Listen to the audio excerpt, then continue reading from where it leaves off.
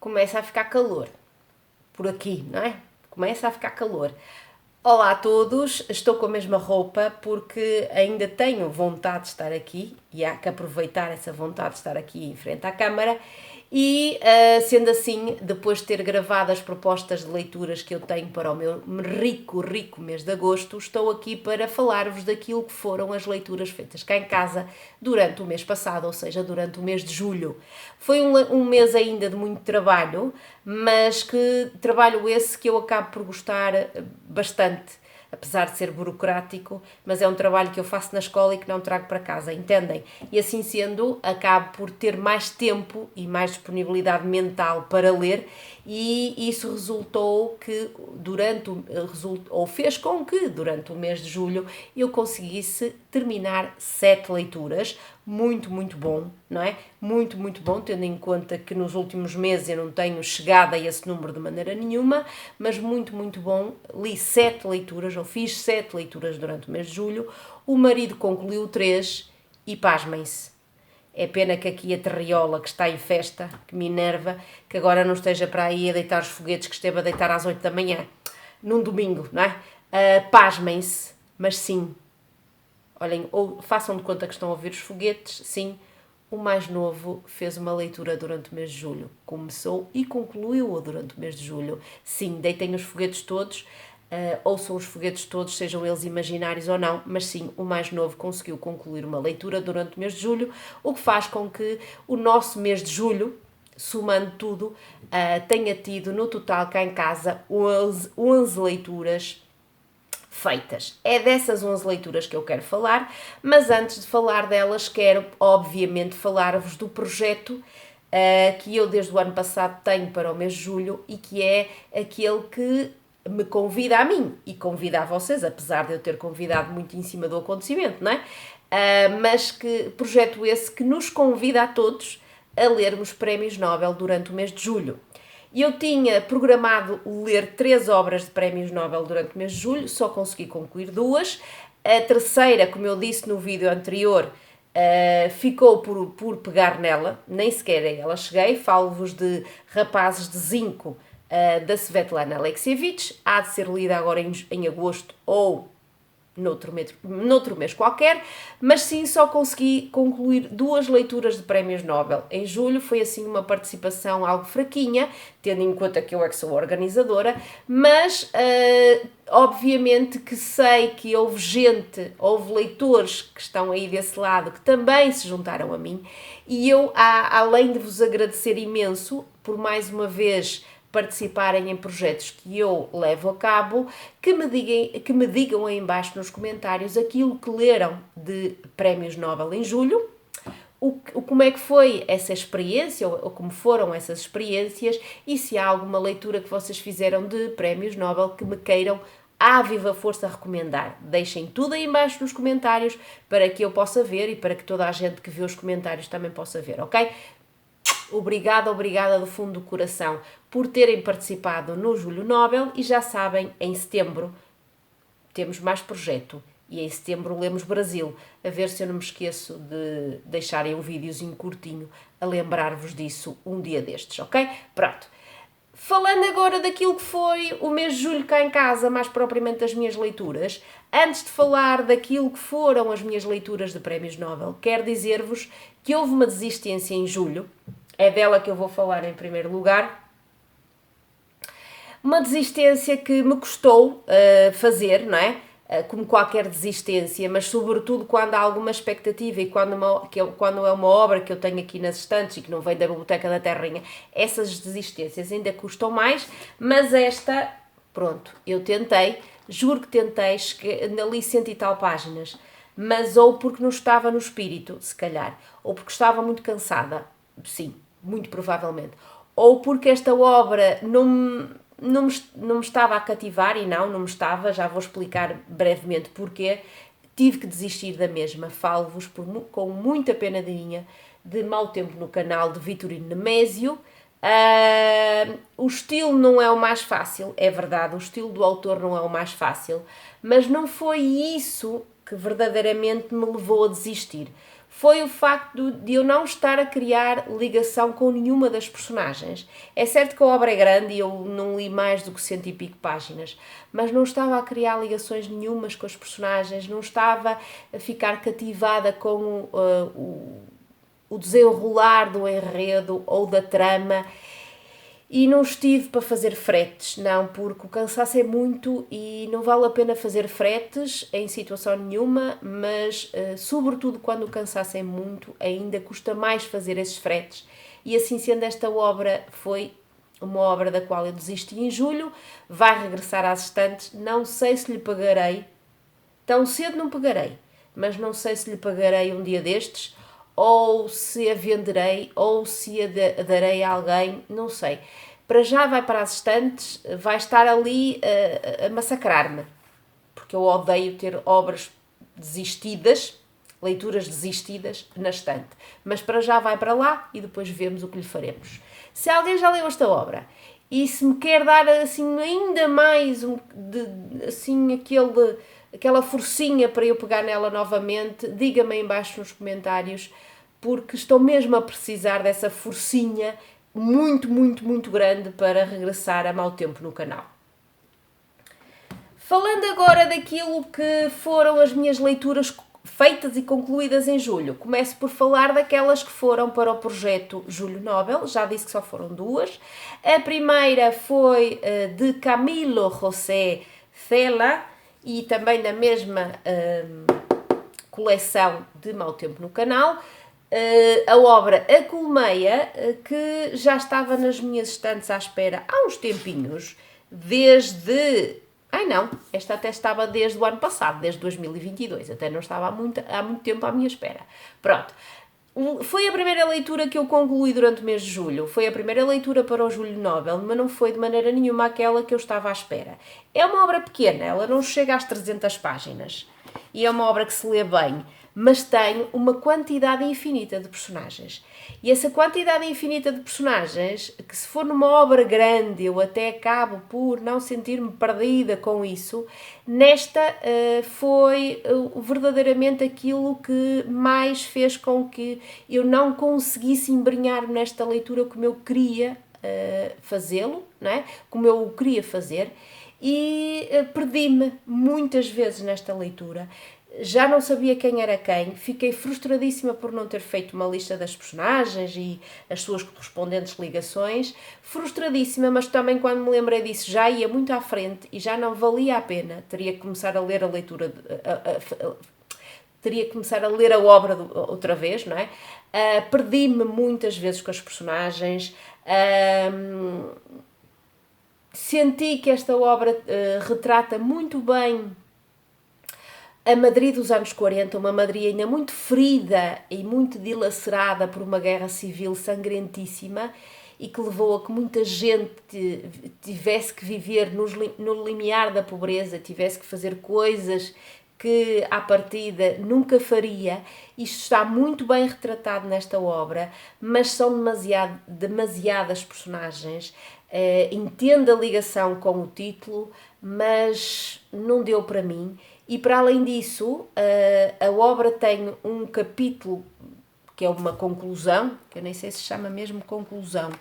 Ela tem 6 capítulos, que para mim eram mais do que suficientes. E depois tem um capítulo, como vocês veem, que tem o título final. E este capítulo é um extra, mas é um extra completamente desnecessário.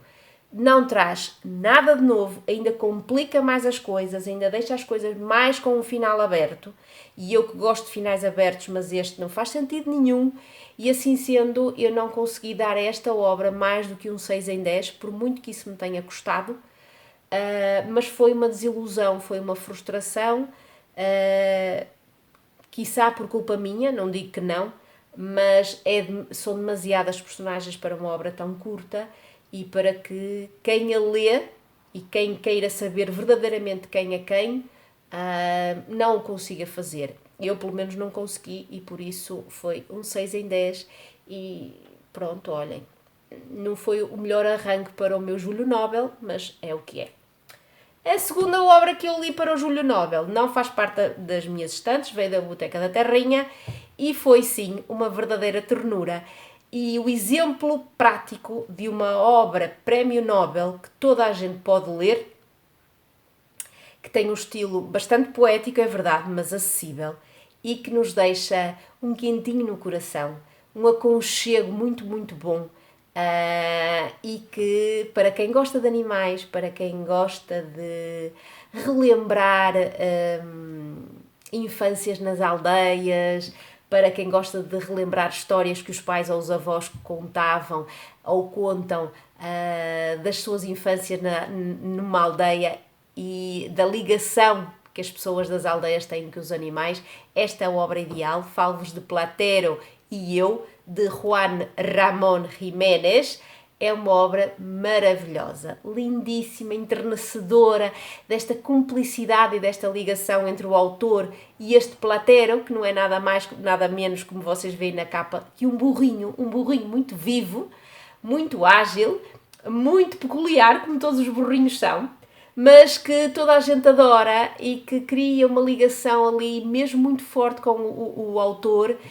Não é preciso palavras para comunicarem um com o outro, aqueles olhinhos lindos e enternecedores dos burros, e o Platero tem-nos, como é óbvio, que olham para o autor e o autor olha para ele. Olhem, é assim uma coisa muito, muito, muito doce, muito enternecedora, muito comovente, que depois tem ali uma ligação com a vida do autor e com aquilo que aconteceu quando o autor recebeu o Prémio Nobel nos anos 50, que também é triste, mas ao mesmo tempo é comovedor.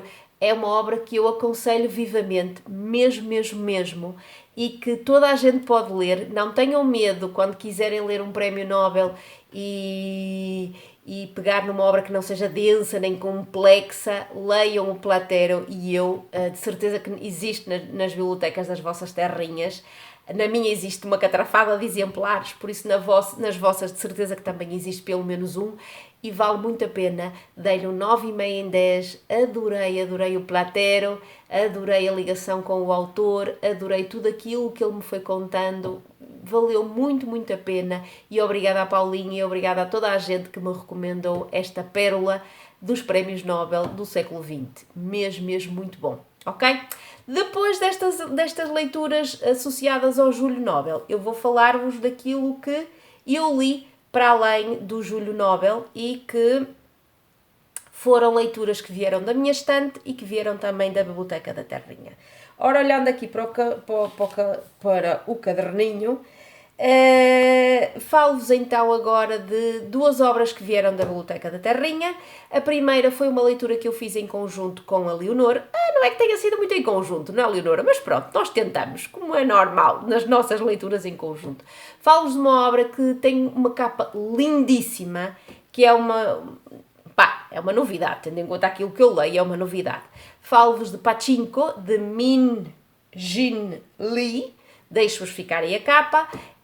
Foi uma leitura que eu, como já disse, fiz em conjunto com a Leonor, mas uma leitura para a qual eu fui com algumas expectativas, sobretudo para conhecer melhor aquele lado do planeta que eu conheço muito mal.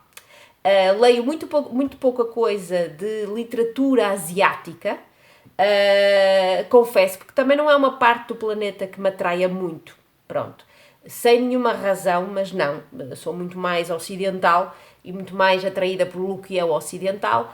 E então, sempre que eu vejo alguma obra que muita gente diz que é uma boa, que poderá ser uma boa leitura e que me possa fazer conhecer um bocadinho mais aquele lado do planeta, eu arrisco. E arrisquei com este Pachinko.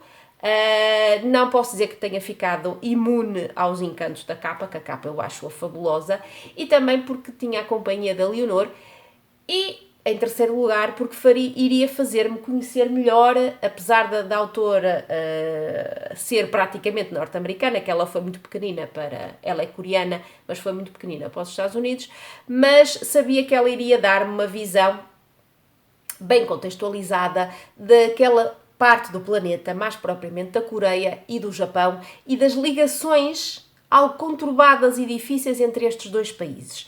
E esse é o pano de fundo. Nós vamos conhecendo, é uma obra que, como eu gosto, nos vai levar a conhecer uma família e as suas várias gerações, gosto mesmo muito disso numa leitura, e é uma família que, como eu estava a dizer, nós vamos conhecendo neste pano de fundo, nesta contextualização histórica de um século XX, quase todo um século XX, que nos leva então a terras coreanas e também, sobretudo, a terras japonesas, e a conhecer um pouco estes dois povos e aquilo que é uma ligação difícil que existe, ou que existia pelo menos, não sei se ainda continua a existir, entre os mesmos, já que a Coreia esteve durante bastante tempo sob domínio do Japão. Para além disso, também fui conhecendo, com esta leitura, tudo aquilo que são hábitos e tradições e crenças e visões de um país, de um povo sobre o outro, tudo aquilo que fazia parte do dia-a-dia do Japão, do dia-a-dia da Coreia, um país bastante mais pobre, e que levou a que, em meados do século XX, houvesse uma grande imigração de coreanos para o Japão e como é que eu ia dizer, das condições miseráveis em que esses coreanos tiveram que viver no Japão para ganhar a vida e para pelo menos tentar ter uma vida mais digna do que aquilo que iriam ter se ainda se mantivessem em terras coreanas. Isto é o pano de fundo, vamos conhecendo, como eu disse, uma família e as suas várias gerações. Gostei mesmo muito de conhecer tudo isso. Mas acho que para que esta obra me tivesse arrebatado, eu tinha que ter tido uma ligação emocional muito maior a todas as personagens. E como é uma obra que abarca um grande período de tempo, é praticamente impossível dar-nos assim um conhecimento mais aprofundado e mais íntimo de todas as personagens. E foi isso que me faltou, sobretudo nas gerações mais recentes.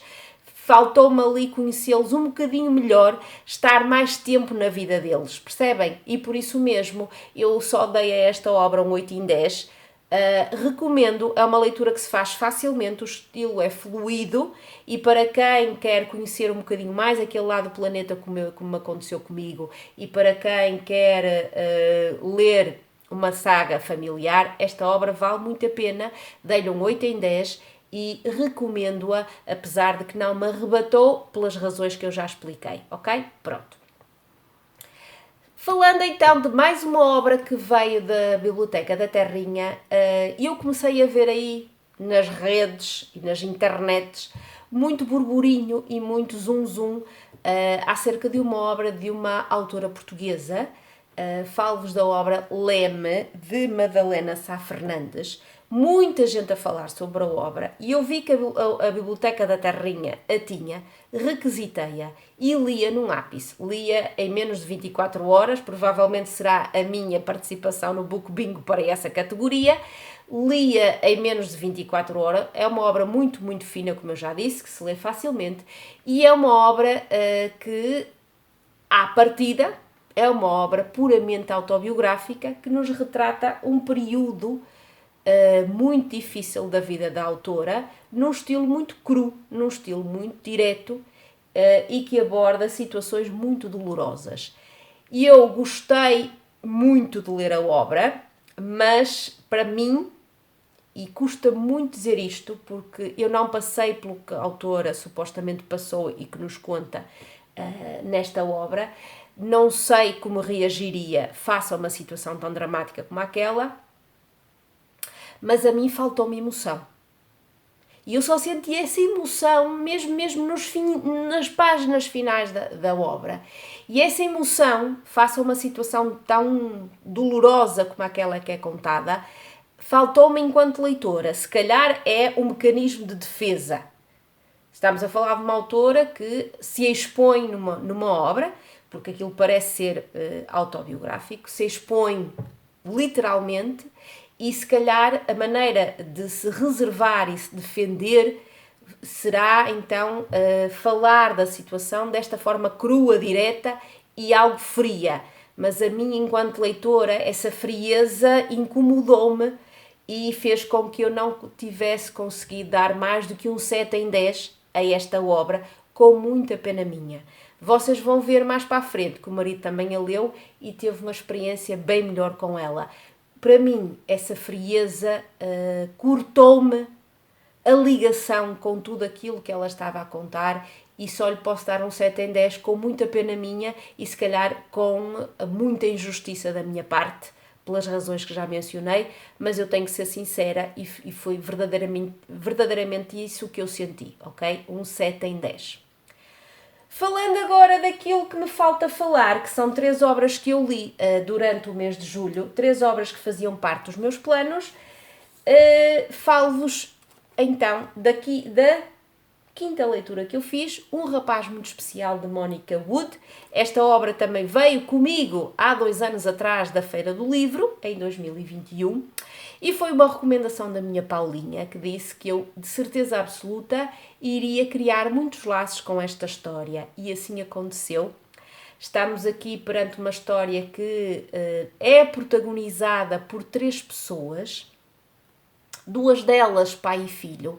A terceira, à partida, nada teria que ver com este pai e filho, porque eles não se conheciam, mas por causa de uma ação de boa vontade da parte do filho que pertence aos escoteiros, essa terceira pessoa, essa terceira protagonista, que é uma mulher de 104 anos, sim, 104 anos, entra na vida deste rapaz e mais tarde entrará na vida do pai desse rapaz e vai ter como é que eu ia dizer, vai trazer uma mudança radical à vida destes dois, deste pai e deste filho, e é óbvio que este pai e este filho também não deixarão de maneira nenhuma deixar rastros nesta longuíssima vida desta Ona, que é assim que ela se chama, e que me apaixonou, e eu que adoro velhotes, a Paula sabe disso, e a ligação que os velhotes muitas vezes têm com os outros, sobretudo com os mais novos.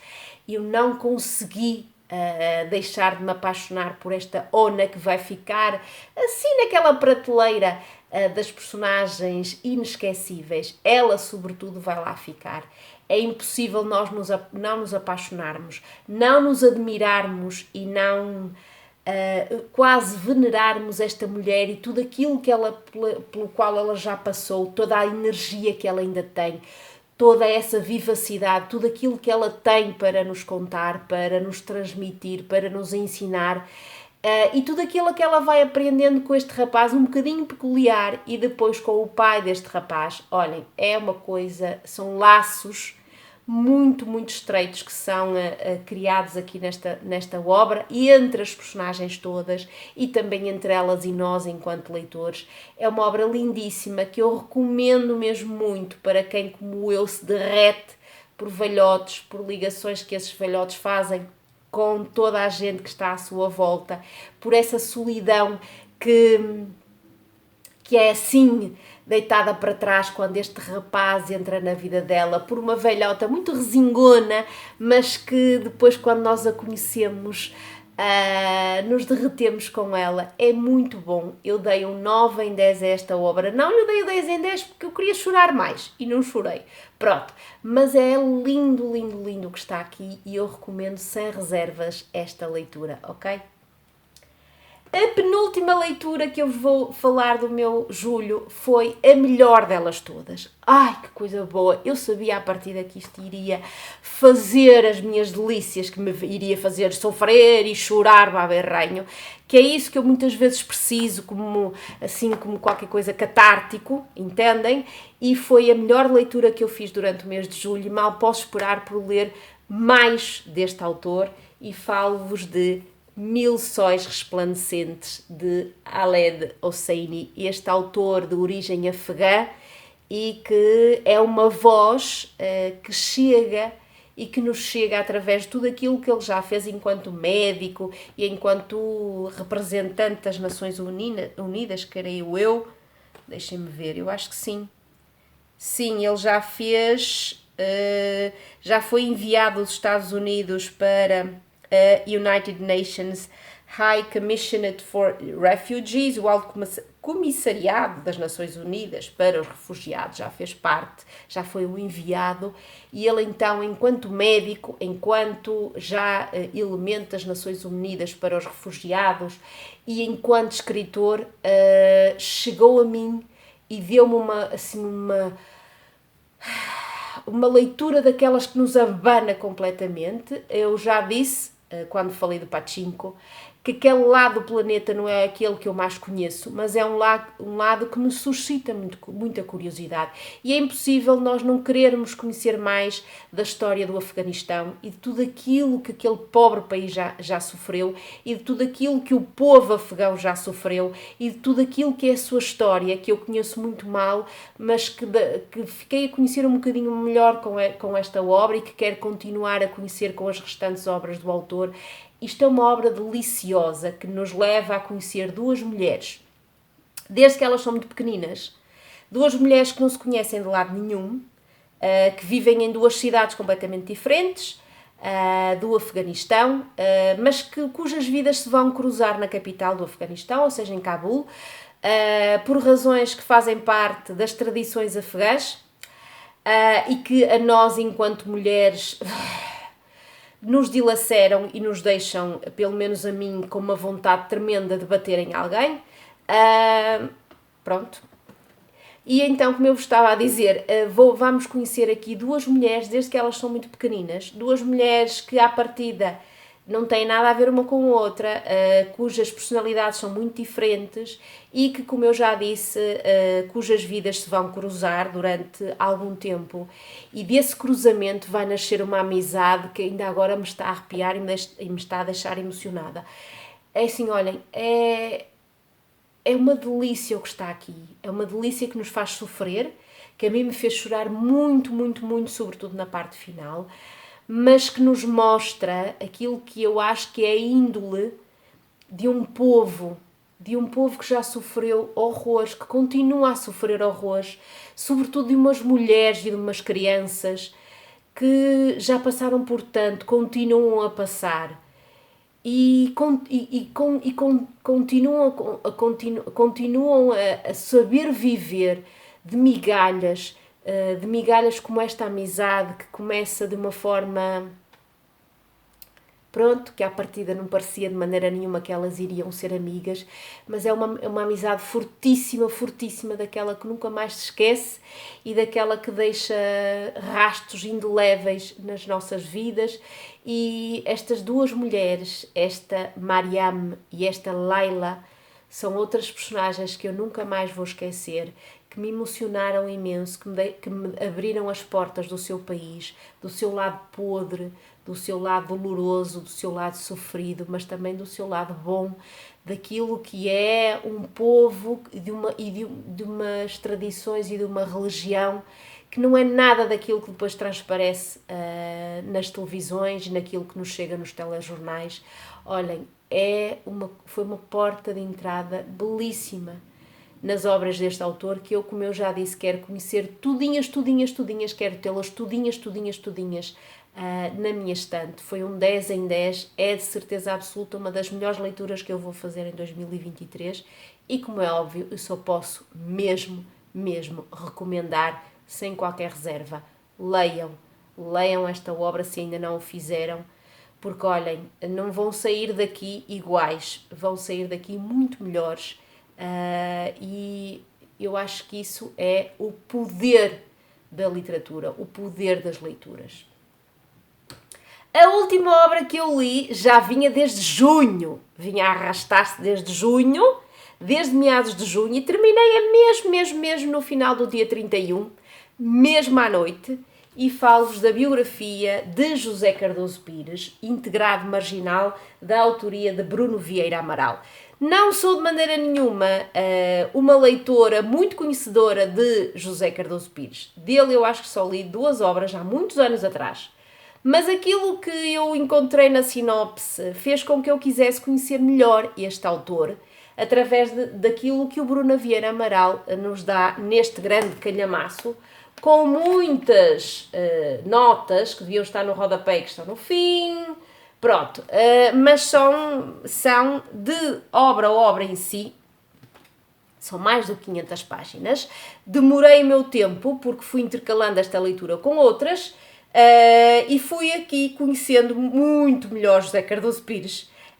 Adorei a personalidade polémica dele, tudo aquilo enquanto homem ele era, tudo aquilo que fazia com que ele, quando não gostava de uma coisa, não se inibia de mandar uns bons murros na pessoa que estivesse à sua frente, num homem que eu acho que era bastante machista, que teve um casamento que nunca daria para mim, que a mulher dele teve uma paciência que eu nunca teria. Pronto, mas eram outros tempos, não é que isso seja desculpa de maneira nenhuma, mas um casamento que durou muitos anos por causa da mulher. E também é verdade que ele gostava muito dela, mas teve comportamentos pouco abonatórios. Gostei muito de o conhecer enquanto escritor e de tudo aquilo que ele sofria para escrever as suas obras e para gostar daquilo que estava a escrever.